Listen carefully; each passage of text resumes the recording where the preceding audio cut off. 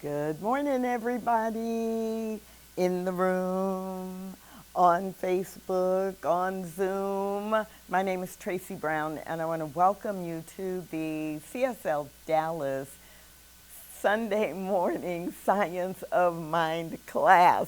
That's a lot to say. Where every Sunday we just take a few minutes to go into the actual Science of Mind book written by Ernest Holmes and then explore, well, what does that really mean? Well, how do I apply that in my life? What questions do I have? And it really is a conversation, so I'll be sharing a little bit about directly from the book, and then we'll open it up to your questions, your comments, your examples, and anything you have to say about it. So before we dive in, I'm going to invite you to just join me in 30 seconds of centering and becoming fully present here, taking a deep breath.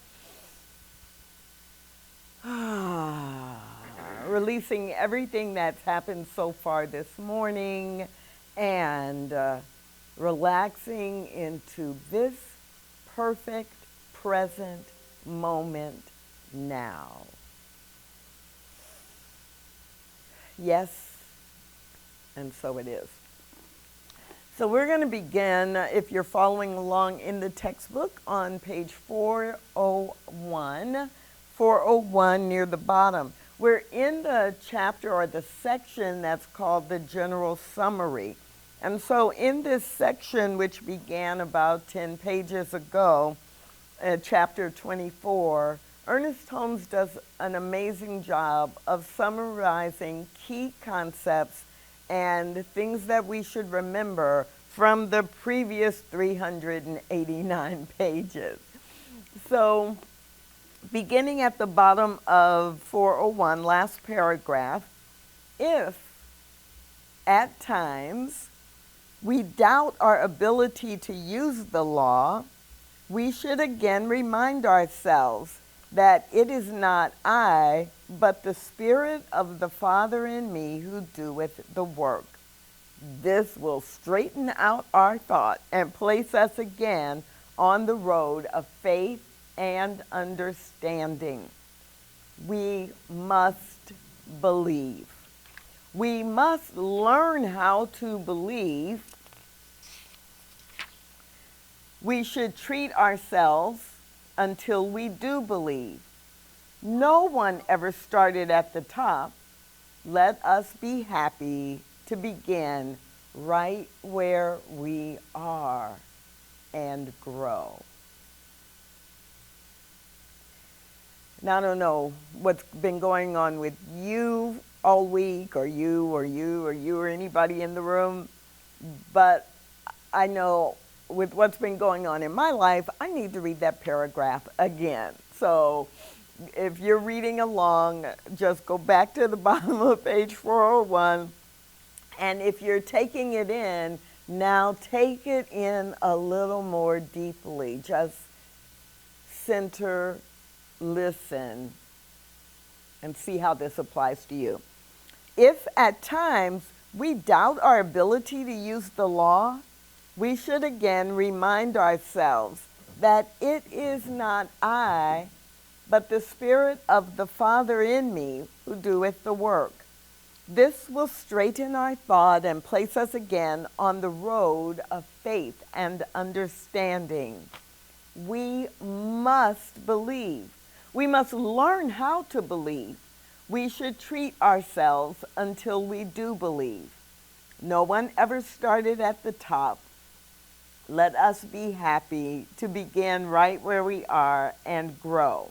Continuing, we attract to ourselves the objective form of our subjective embodiments. Law knows how to make things out of ideas. We don't consciously know how.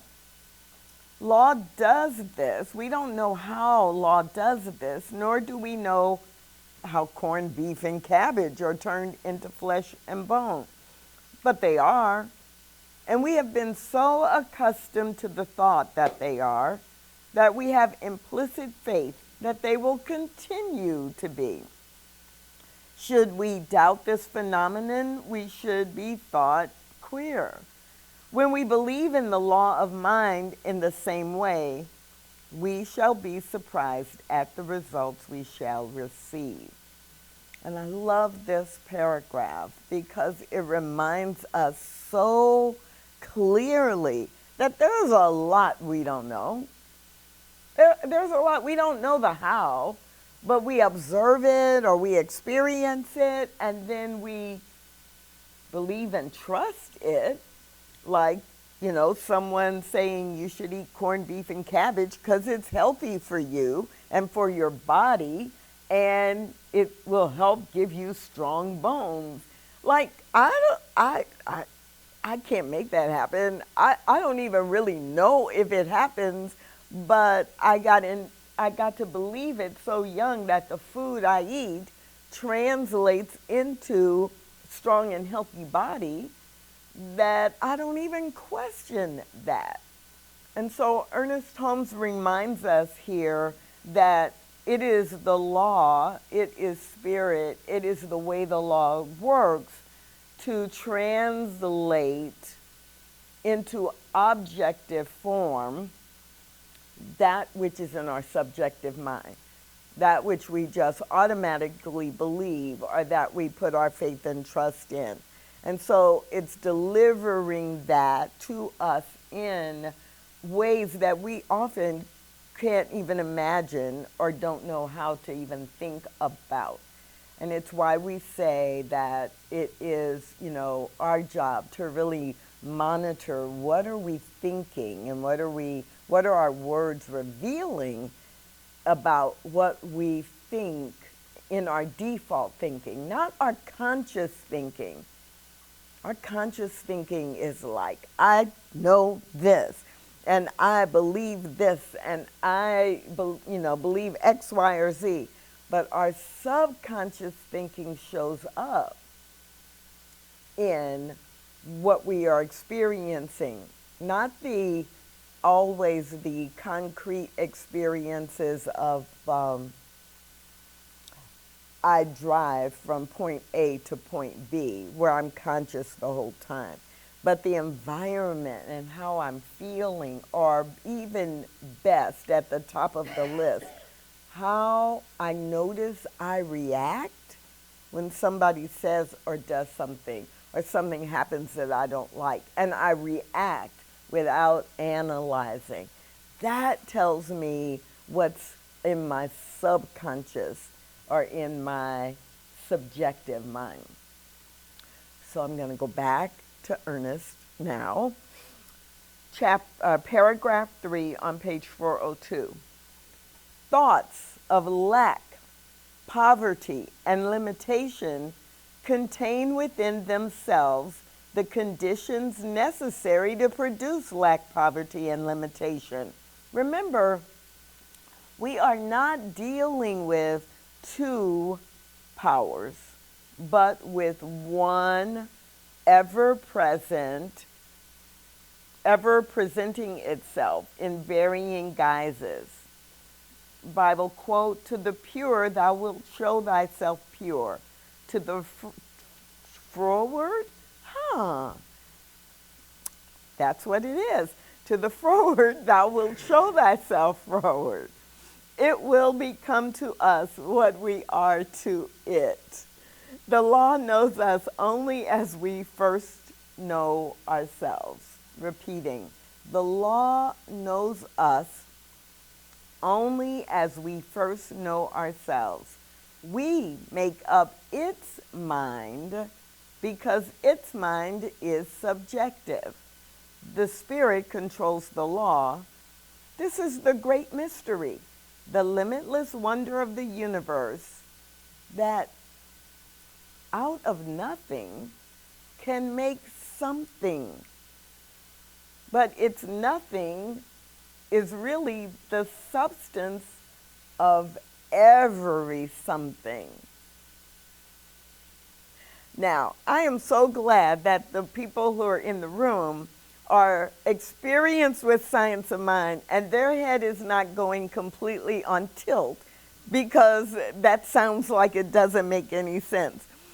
Because the more you play with it, the more you begin to understand it, that spirit has created everything of itself, but itself has no actual form, then it starts to make sense, but it can be really confusing.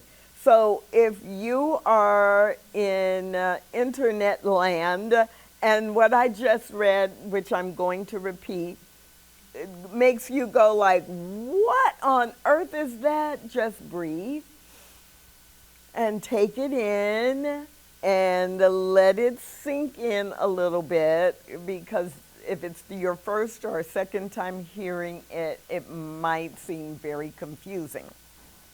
So again, just the end of that third paragraph on page 402.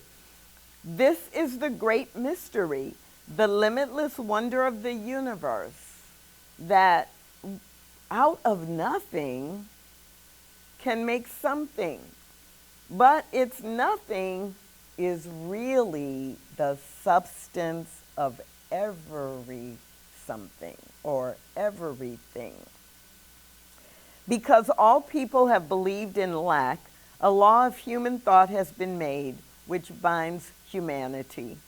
Limitation is the result of an ignorant use of the law or a misuse of the law. Every advance in any science proves this to be true. The real law is one of freedom. By that freedom, we bind ourselves until we learn how to change the thought, and by so doing, we change limitation into freedom. The two are merely a different use of the one law, or the same law. Last paragraph I'm going to read for right now, top of page 403. Limitation is a condensation of the idea of want. Mind accepts this idea as though it were true and then makes it true in our experience. It's not always easy to see this, nor is it easy to rise above it, but it can be done, and we should begin at once to control our thought patterns in such a way that they will produce plenty instead of lack. Repeating that paragraph, and then I want to hear your questions, your examples, your concerns.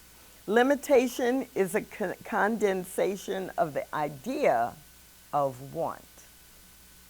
Mind accepts this idea as though it were true and then makes it true in our own experience. It's not always easy to see this, nor is it easy to rise above it. But it can be done, and we should begin at once to control our thought patterns in such a way that they will produce plenty instead of lack. So we began at the bottom of page 401, and we're ending the top of 403 for right now. And what Ernest Holmes has done here is remind us that, you know, we hear it in so many different ways in pop culture, in spirituality, and in different ways that we study, and even in science. But reminding us that if we doubt our ability to use the law, that we're going to get that doubt reflected, right? That it goes back to we must believe, and we must learn or train ourselves to believe and to choose. And that there really is only one law, there's only one God, there's only one thing happening. Am I using it for good? Am I using it for paying attention to lack and limitation? Or am I using it to retrain my brain to go for the what's the word I want? The expression of abundance, or the expression of love or joy, not limited by our human picture. That's the other thing that's really important here, that we have to be really careful to not get caught in a human picture of it, but to believe in the concept or the principle itself, and then watch for it to show up in our lives. So, if you're in the room, then it's easy. If you have a comment or a question, all you have to do is raise your hand. But if you are on the other side of that camera, then it's easy for you too. And Ryan's going to tell you all about how you can engage. Thank you, Tracy, and good morning to everybody here in the room, and then also, as she mentioned, online.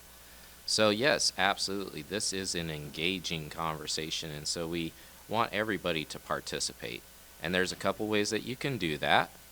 The first is for the people here in the room. We just have you raise your hand, and myself or the iconic Richard over here will hand you one of our wireless mics. And please use that so that the folks online can hear you as well.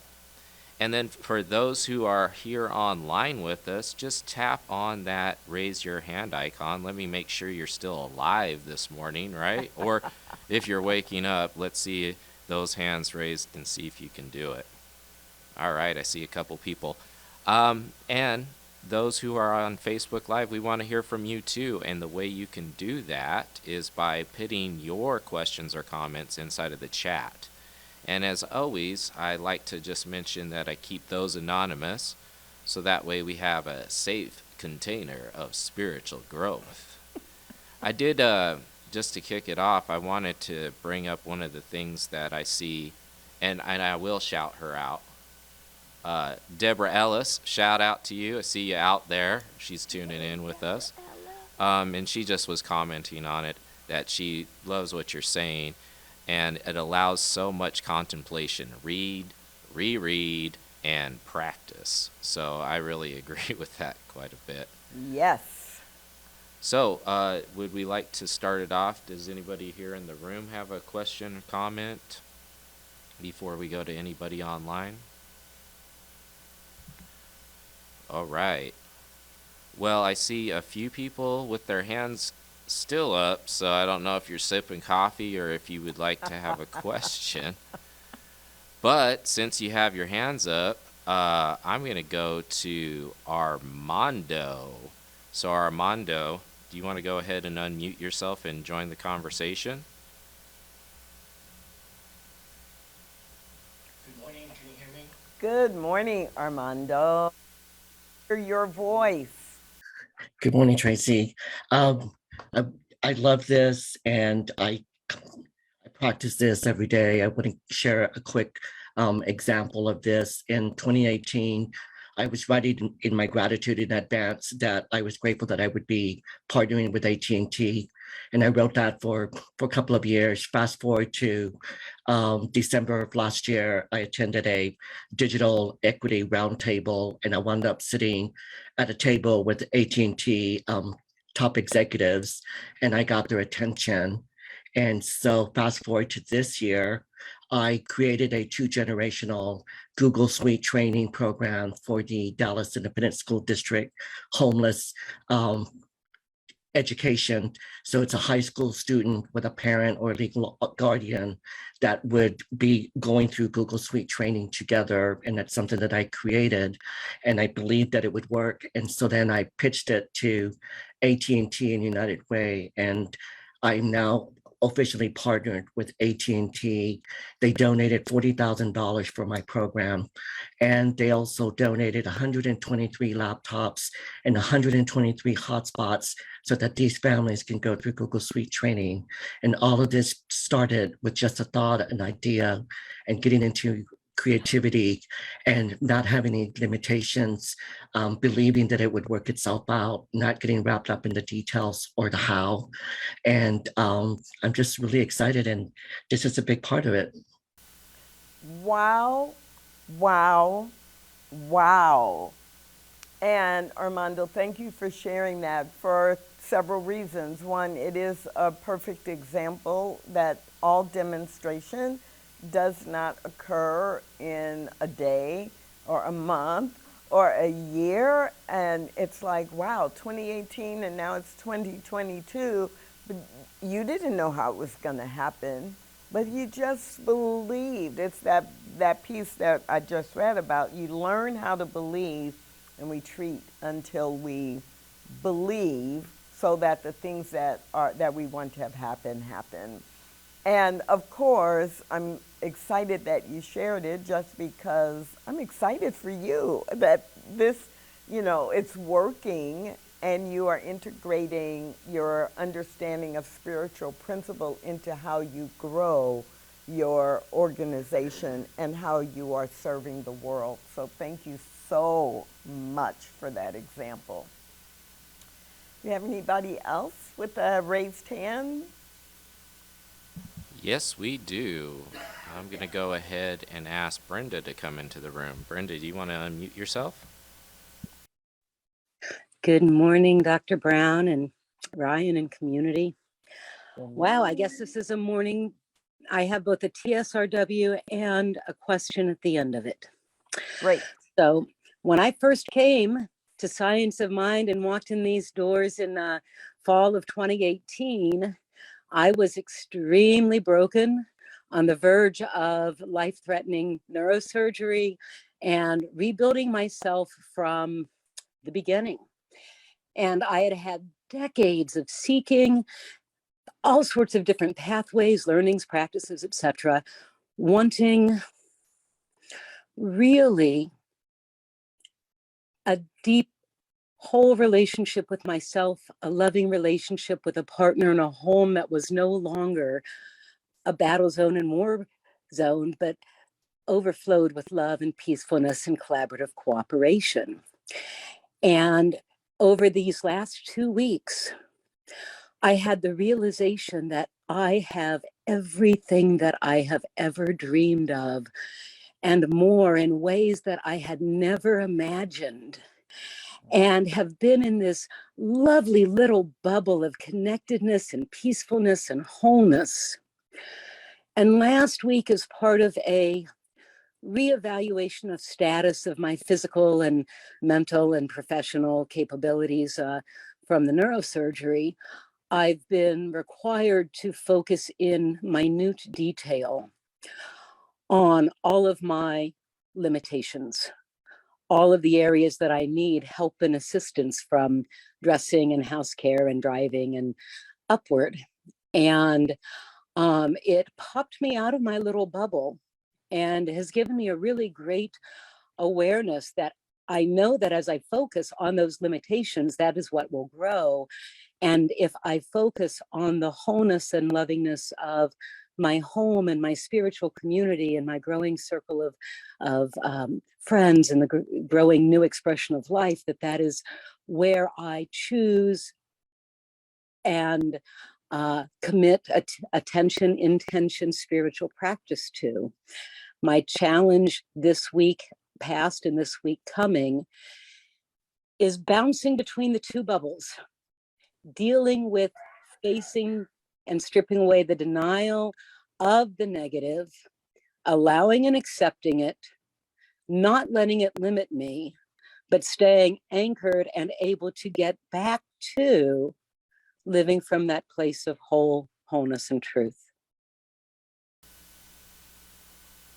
So I am smiling so big because I love this. Like, this is the juiciness of life. This is the juiciness of applying spiritual principle in living day to day. But before I go there, let me back up a half step and go, wow, what a great demonstration. Oh, TSRW, right? This science of mind, this stuff, this works. And so, so thanks for starting with the demonstration and adding that piece of, you are having demonstrations that you could not even imagine when you think about how your life is now compared to then. Because when you are locked into the principles, if they work in one area of your life, right, your life is a whole thing, a whole piece of fabric. So if it starts to work here, it's going to work everywhere else unless you're putting some conscious blocks in the way. All the puzzle pieces start coming together and you see change. Now, I'm careful to say you see change, not improvement, because we see change all the time based on what's in our subconscious. And so if I am focusing on that which is negative or harmful or doubting, then I'm going to see change that reflects that too. And that's what pulls together your question at the, or matches in with your question at the end. And it is one of the most challenging aspects of applying spiritual principle in our lives. Here we go. I'm going to use, Brenda, your image of I'm living in this bubble. And then at the end you said, how do I go between these two bubbles? So let's start there. There is no bubble. There is only one thing, and that is my life expressing. And the idea of a good bubble and an evil bubble, or an abundance bubble and a lack bubble, is one of the things that makes it hard for us in our human experience to live the fullness of life. And I'm not saying, so what I'm about to say is not directly about you, Brenda. This is, right, the generalization of our human pattern of behavior. We will tend to connect in with a spiritual concept or principle, and then we're like, well, if I believe this, then nothing that looks like this should ever happen again. And or people will say, I just want to go be like a monk in the mountains where I don't have to deal with these everyday things like paying rent and buying gas and having enough money to feed my kids. But really, it's all integrated. So it is challenging, and Brenda, I love the way that you framed this. Like, because of things that are going on, I'm being required to look at and maybe even enumerate, this doesn't work. I need help with this. I don't have that, or, right? Don't fall into the trap of thinking identifying the physical thing that is happening is the same as focusing on it. So I can define a human condition that I am experiencing without allowing that condition to define my life or the entire world. So I'm going to say that again, but in a slightly different way. If I am experiencing a physical condition in my body, in my financial affairs, in my work situation, right, something that's actually happening, I can acknowledge that that is happening without saying it's in opposition to spiritual law. What we do is that we recognize it is happening and we say, oh,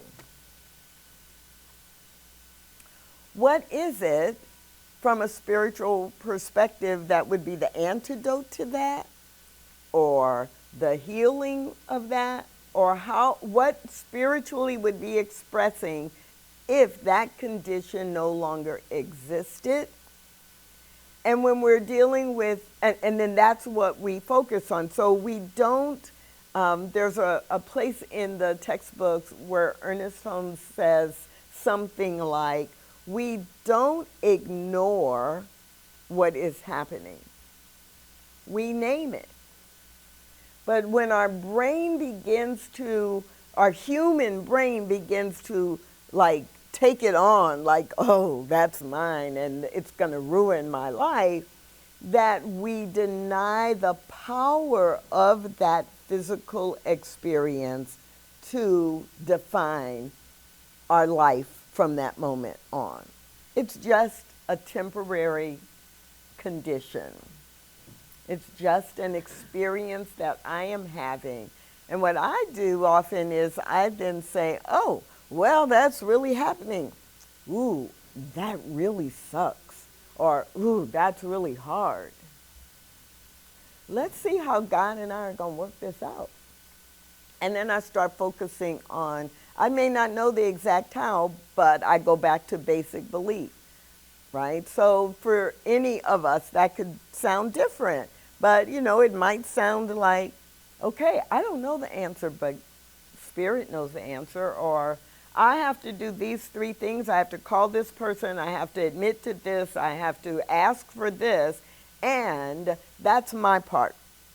And Spirit has a bigger part to bring the resources or to allow and to connect the pieces, all the puzzle pieces together. And we're working together. I'm not doing it by myself. And I'm not doing it alone. And I don't know exactly what it's going to look like. So, Brenda, one of the things that comes to mind for me, especially when we are dealing with physical and health-related conditions, sometimes we do focus on, we want that health-related condition to go away or, right, to be eliminated. There are times when that's appropriate. There are also times there is someone I pray with regularly, and there are times to be grounded in, I have the resources I need in order to navigate this physical condition in my body. So sometimes it's not about it going away, because if it just went away, then my life would be perfect. Maybe, but I would think your life is perfect just the way it is. And so it's, what resources do I need in order to navigate this challenge, this physical condition, this experience that my body is having? The answer is not always cure. The answer is, how do I live my best life with that? And I do have a couple of examples of that, but I'm going to stop there because I know we have a hand in the room. And I think we have at least one additional hand online. So we have a hand in the room. Where are we going first, Ryan? All right. So, yeah, we're going to go ahead and I'm going to pass the mic over to you. Just remember to say your name so we can hear you loud and clear. Hi, I'm Jeff. Wow, what a conversation. I don't know where to start here. Okay, so my belief about myself based on my experiences limit my thinking about who I am. So if I've been criticized, if I've been living in a critical environment and I've been told that, you know, negative things, that's going to be my belief. So I carry that through. I just as a person, I'm limited in my belief based on my experience. I don't appreciate 100% of what a butterfly is. When I look at a new building going up, I see my own limited, small perspective of how magnificent that new structure is, or how beautiful that structure is, or that sculpture is. And now when I apply that to God, I'm being asked to see God in an unlimited way in my limited thinking because of my limited beliefs and my limited vision of how I see everything in the world. So I see a big gulf there between, how do I bridge that gap between seeing God as omnipotent, omnipresent, etc., omniscient, so that I can put all my trust in the thing itself and assume that I am one with that entity, and all of a sudden my manifestations, as if it were real, as if it really already happened, are just a normal, natural thing for me. But for me to get to that point is where I'm at right now, I guess. So. That is a beautiful, beautiful observation and question. Where to begin? Let's begin with this quote from Howard Thurman. It's not that our sense of separation is not authentic. It's that our sense of separation is not absolute. So what you describe as in our human state, in our humanity, in the humanity, we are taught by all the experiences that we have had. And we are often trained to believe in limitation. So there's nothing that you said there that's incorrect. How you close the gap there is simply just by practice and by belief, because the building the belief comes from practice. Practicing builds more belief. Demonstration from the practice builds more belief. And so the deeper you believe, or the longer time, right, our beliefs are built by either the depth of the belief or the frequency. So much of what we believe in our lives, right, we believe it because we've observed it or experienced it decade after decade after decade. That's frequency or length of time. But there are other beliefs that we believed right away, or they're so deep, or we change our belief because we have such a traumatic or ecstatic experience that our belief goes really deep, really fast. So, but there's no magic to it. We're just building our belief. And then the third thing that came to mind as I was listening to you, Jeff, is that, yeah, there is what sometimes feels like a big gap between there's a God out there that has all these qualities and characteristics and all this power, and not recognizing that all of those characteristics and all of that power is actually in each one of us. That our spiritual DNA replicates the spiritual DNA of that which created us exactly the same as we understand our biological DNA replicates or represents the biological aspects of our biological parents, right? And so it's really no different. If I can close that gap and I work on, oh, wait, everything I'm saying about God is true about my true essential nature. Oh, when something happens and I take that breath and center myself, I'm not centering myself in something that's out here somewhere. I am tapping into that quality that is already in me, waiting for me to access it.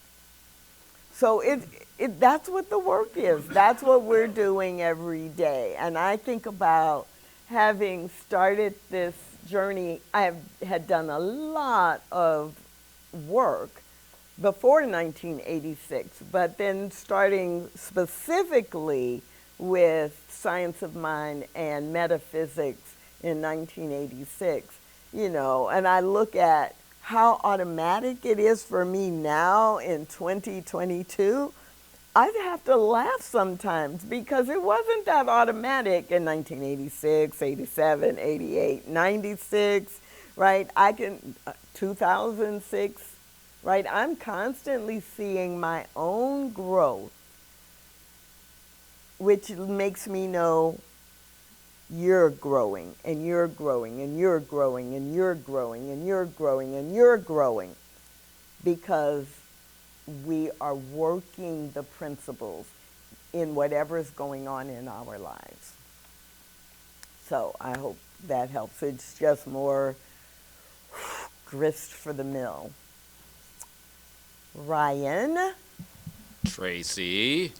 do you have anybody who wants to talk to me, or do I want to Well, summarize? I do have a lot of kudos for what is being said today, just in, a lot of what we've been talking about. People have really been feeling and resonating with what you've been talking about. Looks like we do have somebody here in the room. Do you want to go ahead and... Yep, there you go. Hi, my name is Gordon. I just wanted to add, Tracy, it occurred to me when Jeff, because that was a brilliant question, and I think 99% of the people have it at some time or another, because it's very, you look around and see what seems to be, and then you start thinking about it's like two different worlds. Yes. But what was exciting, I thought, that what he said about the building and seeing those magnificent skyscrapers or buildings, if that architect or that builder, whoever created a real work of art, I mean, there's some buildings that they're not that great. They're not built on a higher plane. But then there's others that are just magnificent. That builder or that architect probably tapped into their inner nature or their ability to create that and come up with that, rather than just going through the motions and everything. So it's kind of like coming at it from the other side, because... Well, Gordon, what you said is, it also triggered for me this idea that, right, there are all kind of buildings. There are all kind of buildings that we see just being, in whatever city we live in. And they're all built differently. And we're the ones who say, oh, well, that building right there, oh, it's way better than that building. And that building, oh, because it's so tall, look how impressive it is. That building, it's dirty. Somebody needs to clean it up, right? Or we go through our own neighborhoods. We do that with people. Oh, I don't know, look how that person's dressed. Oh, I don't know, look how that person communicates. And it's like, where are we when we really want to see the individuality of God expressing? Like, every building's not supposed to be the same. Every person's not supposed to be the same. I am supposed to be responsible for directing and influencing what happens in my life. And so I love that from both perspectives. And we're going to squeeze in one more comment over here in the room. If we can get a microphone to Willie, that would be great. And then we're going to have to wrap it up for today, maybe, unless Ryan tells me we're going to squeeze in someone else. Yes, say your name. I'm Willie. In my experience, you have to start right where you are. You can't read the book and just accept it all right now today.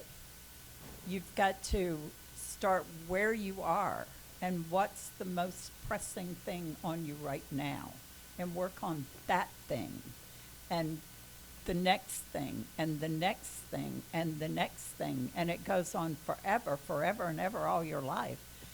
I know I had this, for a long time I've had this experience of not enough money. I'm not going to be okay. And COVID just showed us all that we could survive. That whatever happened, the money was there. I paid all my bills on time. It just happened. And so that really solidified that for me, that I can let go of that. That I'm going to be okay. People Yes. aren't going to let me starve. Maybe. Right, and then there are lots of different ways to generate that Exactly. security, that it's not just money, or it's Yeah. not my clients are the Right. source of everything in my Yeah. life.